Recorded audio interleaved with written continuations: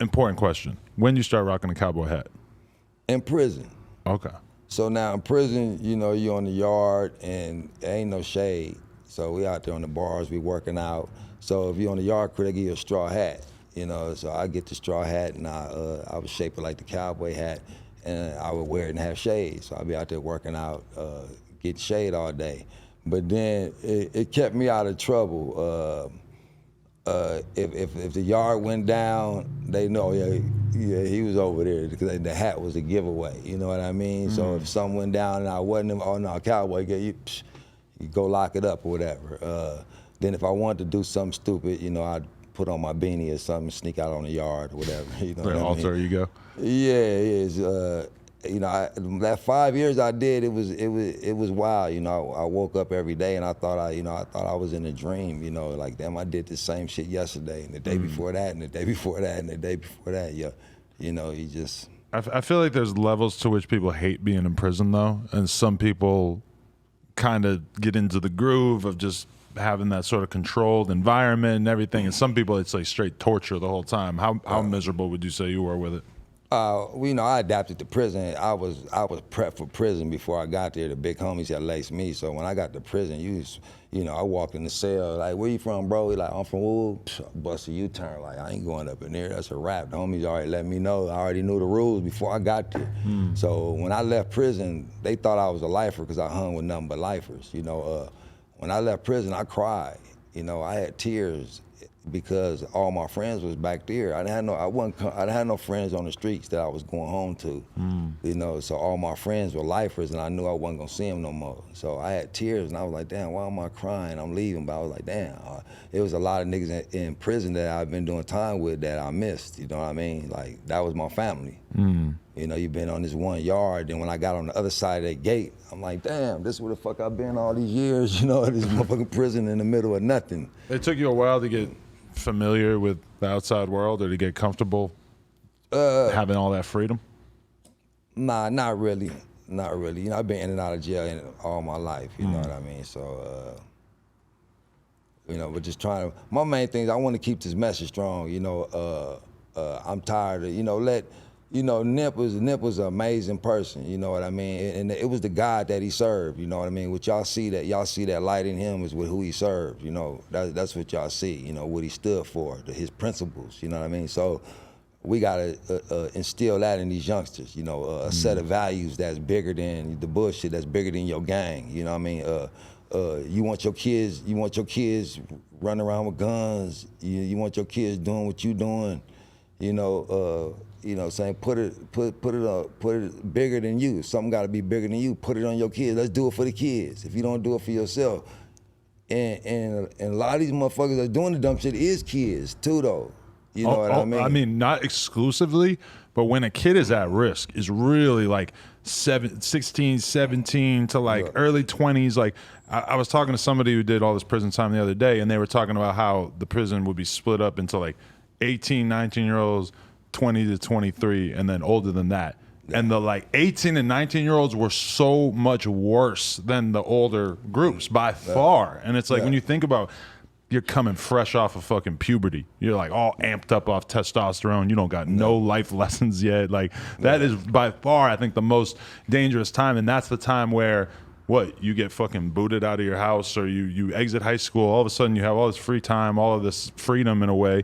And that's when so many people end up making bad life choices that haunt them for a long time after that. I mean, I've seen some that a couple of my homies just came on from 30 years. Like, you know, like, I remember we was a kid when we got locked up. Like, damn, bro, you just now coming home. You know, you was 15. Like, damn. Feel me? Just now coming home. You know what I mean? So I seen people get them dates. Now we call them Buck Roger dates. And now we in 2022 now, you know. I've seen a lot of lifers come home though. I've seen a lot of lifers made it home and they changed their lives. You know what I mean? They valuing this shit out here. A lot of these youngsters ain't been to jail, but you tough out here now, but when you go to jail, it's another ball game. But then now, you know what's so crazy? Even the prison system has changed. So the PCs, they run in the prison now. So now if you're in general population, you outnumbered by all the snitches, the rats, and all the protective custodies, all the SNYs. It's that much more common for people to be in PC now? It's much more common that they the majority now. Really? They the majority. So now they run in the yard. So basically you the PC because they got to cuff you up and protect you from all these weird motherfuckers. You feel me? All the good niggas is getting taken out. We surrounded by all these weirdos with these weird values and with these non-rules, and they don't give a fuck no more. You know what I mean? So, you know, we up against it. You know, all the real, we losing a lot of real ones. You know, ones that can make a difference. You know, when it's all said and done, when your life is done, what did you stand for? You know, like what did Adam stand for? You know, what did Cowboy stand for? You know, me, the other day, I was at a motorcycle function. A nigga walked up and said, "Hey, Cowboy, 3-4 deep." Said, "Man, I want to shake your hand, man. I'm from A-Tray Gangster." Man, you know how that made me feel. Were you shocked, or is that something No, you've that's experienced normal now. a lot No, that's now? normal now. That's normal. You know, and them bloods coming up to me saying, "Man, I love what you stand for." You know what I mean? But that's also one of the privileges of being an OG, that they don't look at you like the way 18-year-olds look at each other, like a threat. It's not even that. It's not even that because if you out there gang banging, you from a different hood, they don't really care OG or non-OG or not. But through this social media, I think a lot of the gangs that even my hood may not get along with, they know what I stand for, and they know I want to get this united. You know what I mean? Even they might not stand, but they might dislike the nigga right next to me. You ready? But they know what I stand for. You know what I mean? I ain't with the bullshit. You know what I mean? Ain't nobody winning this war. You know what I mean? It's time. Okay, it's enough bodies on all sides. It's enough bodies. Okay, who gonna be man enough to say I quit? You know, I want to raise my kids. I want to do this. I want to do something different. I want to grow. I want to go to the store without looking over my shoulder. I don't want to have this gun on me every day, every 5 minutes. You know, I'm going to funeral guns in church and shit. Come on. I mean, we had T-Rel, who does some interviews on our channels from Hoover, and he sat down and did an interview with Jay Stone, and he told me, like, he's like, you have no idea how big that is for me to be able to sit down with him and have a conversation on some regular shit. Like, that's just... You know, he grew up not thinking that was ever going to be a possibility. Yeah. Like I said, man, I've been in and out of prison, so it's normal. You know, I sit in these tanks with him and we talk. You know what I mean? So it all depends what you stand for. It's still a code. Like I said, shooters respect shooters, and you know, certain motherfuckers respect. They respect. You know, even in the gang culture, it's still a degree of an etiquette. You know, what I mean, even when you're smoking drugs, it's an etiquette. You got to get a house man something. You know, it's always.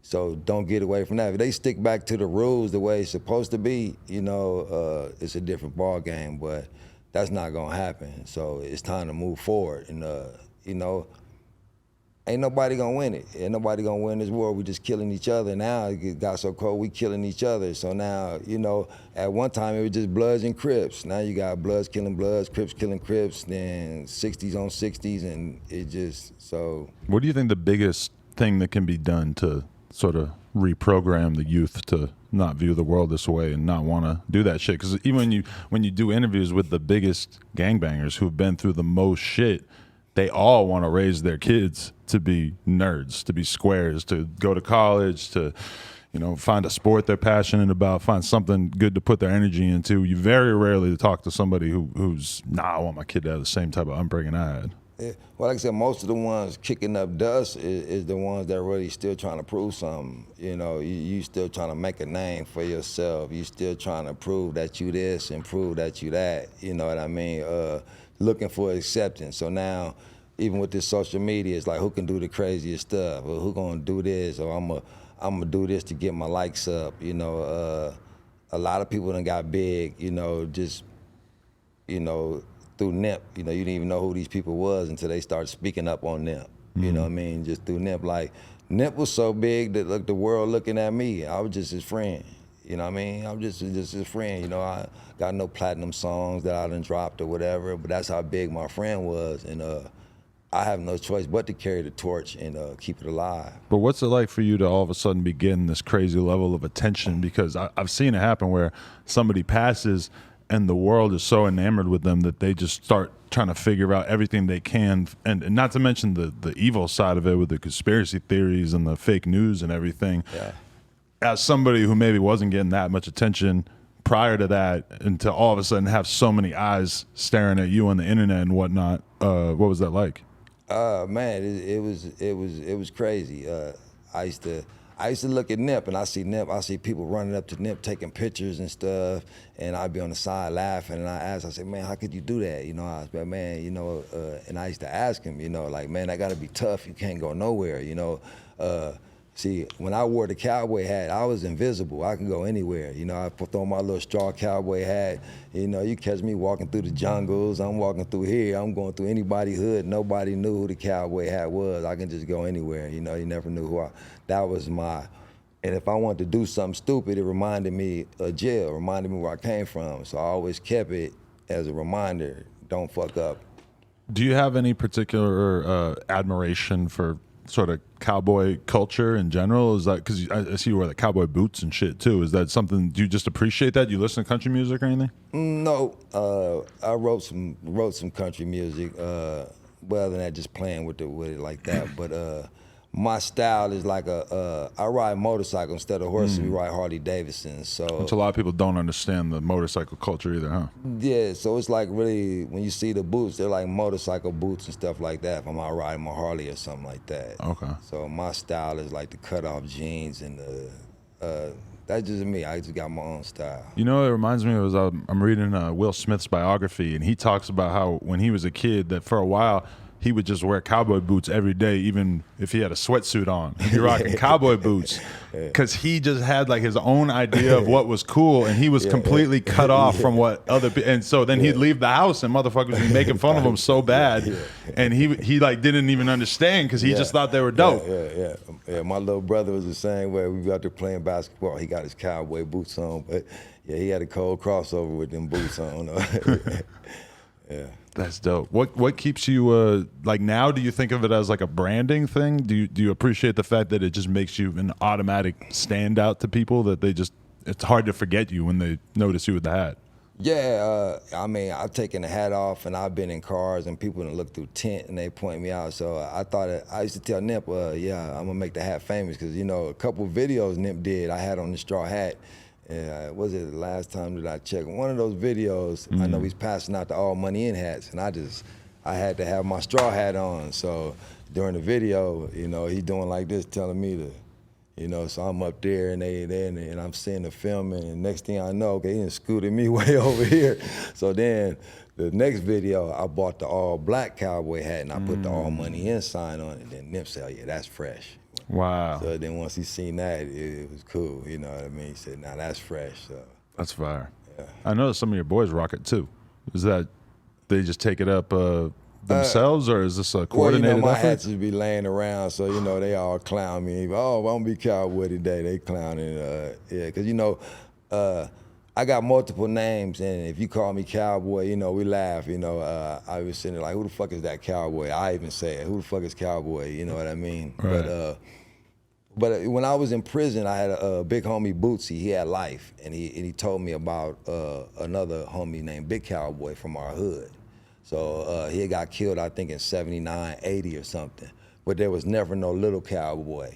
So when I came home from prison, I told my big homie I'll take on Little Cowboy, and that'd be my that's my positive, where I do the, you know, my I don't want to give him like a gang name. Cowboy is you know, is on the more peace. neutral. So we on the peace thing, you know. America can accept cowboy, and what I'm standing for, uniting. You know, the red, the blue, the brown. You know, I'm doing few things with Final Level, so we're gonna bring Namek out. We're gonna do Namek with the red, the blue. Got a couple little things with Battle Cat, a few little things going on. So we still want to keep the movement alive, like what Nip had with YG, what Nip had with the game, you know, that's the ultimate goal, is to save the ones we can. You know, we can't change everybody, but you know, hey, let's make an avenue for the ones we can. You know, if it's just 10, 15, whoever, we just one at a time. Okay, guys, we want to thank you so much for getting us to 100,000 subscribers right here on the Clips channel. If you want to support, please click that subscribe button. We're trying to get to 200K. Thank you so much.